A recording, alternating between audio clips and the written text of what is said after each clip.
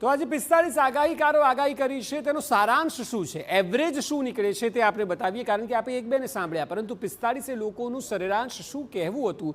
તેમજ સૌથી મહત્વની વાત એ છે કે આ વર્ષે ચોમાસું અંદાજે 56 દિવસનું રહેશે, એટલે ચોમાસાનો જે ગાળો હશે તે 2 મહિના આસપાસનો રહેશે, જે ભરપૂર વરસાદવાળા જોવા મળશે તેની વાત થઈ રહી છે. એટલે કુલ 56 દિવસ સુધી આ વખતે ચોમાસું રહેવાની સંભાવના છે. ત્યારબાદ બીજી સ્લાઇડમાં જોઈશું કે 75% જેટલો વરસાદ થવાનો અંદાજ છે, એટલે એવરેજ એ નીકળે છે કે આ વખતે 100% જેટલો વરસાદ નહીં હોય, 75% ચોક્કસ રહેશે. સૌરાષ્ટ્રમાં સારો વરસાદ વરસી શકે છે, દક્ષિણમાં પણ વરસાદ જોવા મળશે. ખેડૂતો આ વર્ષે આગાહીકારો મુજબ 2 તબક્કાઓમાં વાવણી કરી શકશે, ફેઝ 1 ફેઝ 2 એમ 2 અલગ અલગ તબક્કા હશે, જે 56 દિવસોને આવરશે અને ત્યાં આપ વાવણી લાયક વરસાદ હશે.